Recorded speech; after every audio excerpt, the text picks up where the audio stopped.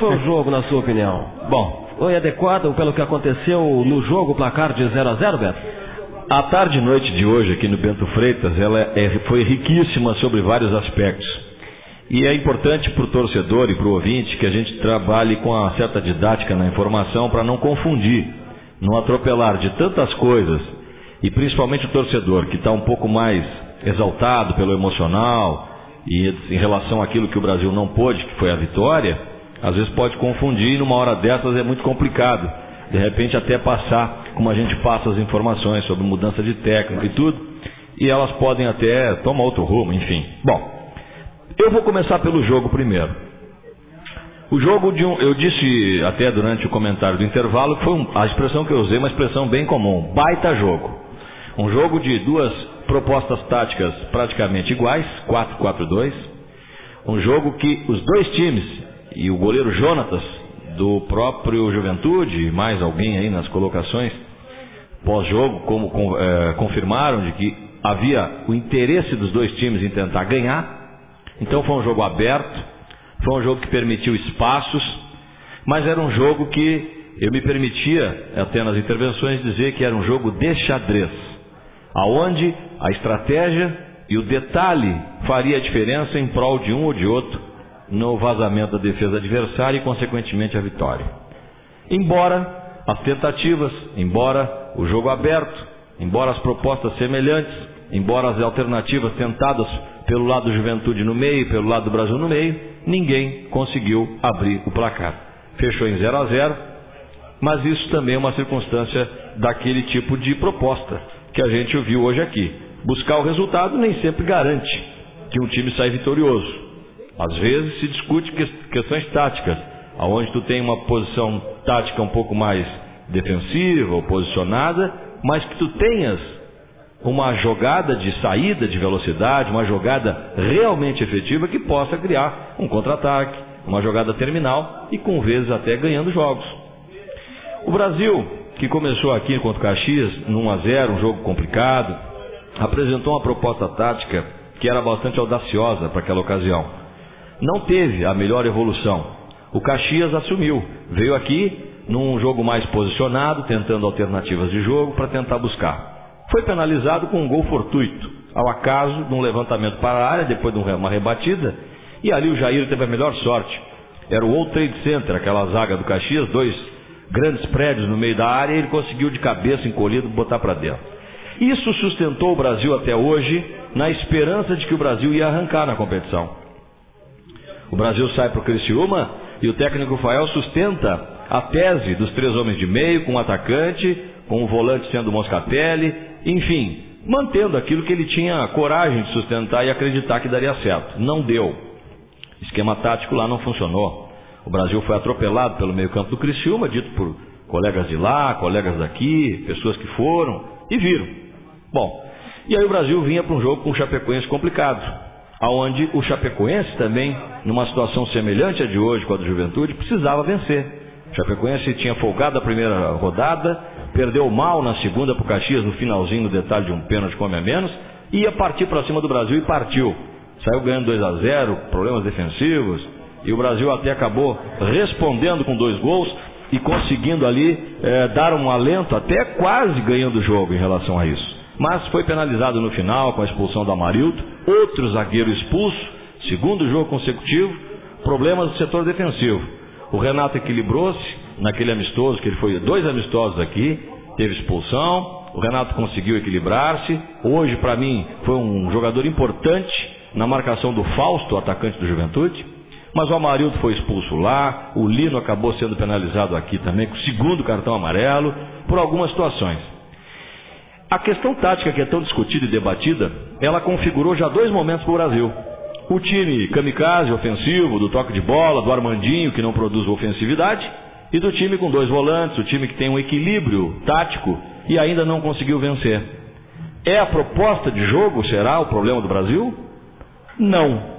Eu afirmo na minha concepção, pela leitura que fiz, que não é a proposta de tática de jogo. As peças estão identificadas pelo diretor de futebol, Paulo Cunha, na sua entrevista. E, consequentemente, essa leitura deve ser mais ampliada do que só degolar o treinador no momento desse.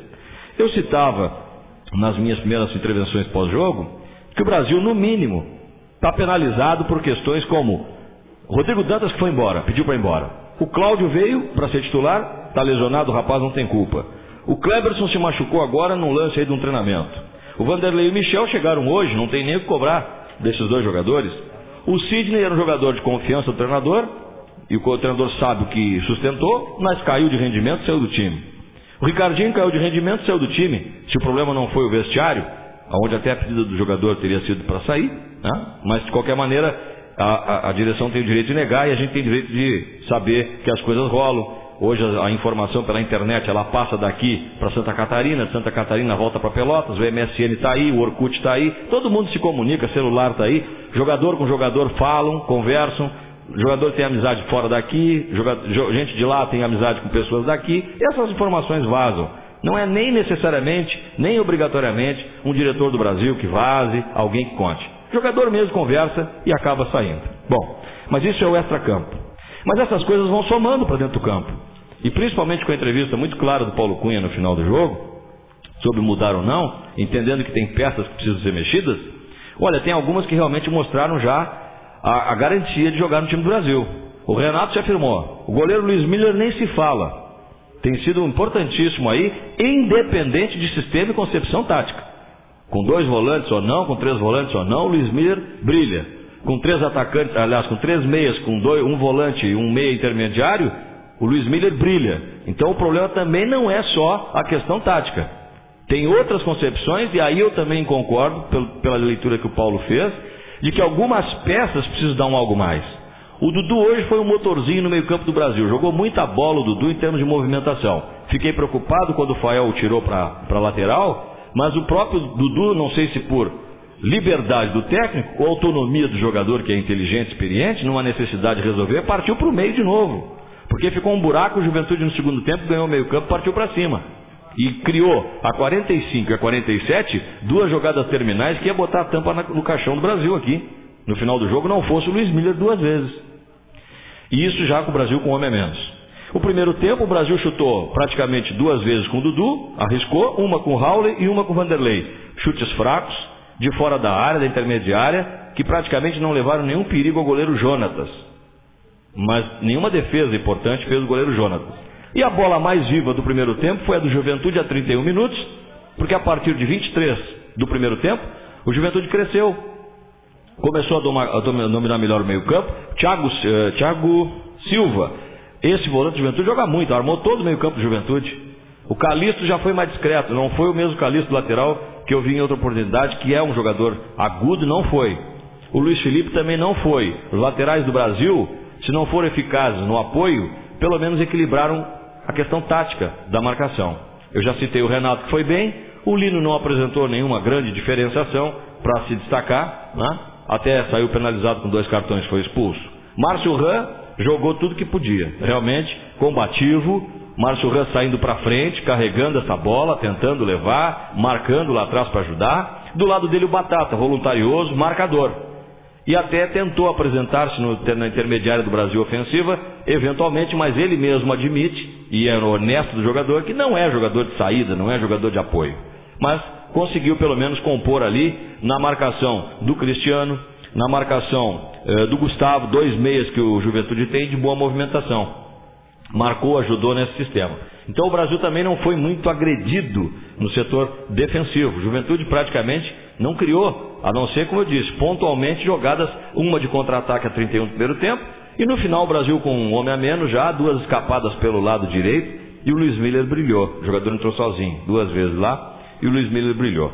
Agora, no Brasil, em relação à questão de jogadores, o Vandinho, não sei se sentiu ou não, mas não comprometeu, na minha opinião, não comprometeu. Se ele joga mais que isso, e hoje era uma estreia dele no Bento Freitas, um jogador que já veio de Centro Grande e jogou no São Caetano, não sei se sentiu ou vai sentir nos próximos jogos. É um momento que o Brasil vinha com uma pressão muito grande para esse jogo, precisando da vitória, porque sabia que era a 4ª rodada em casa, e o Brasil agora vai para uma folga de rodada complicada.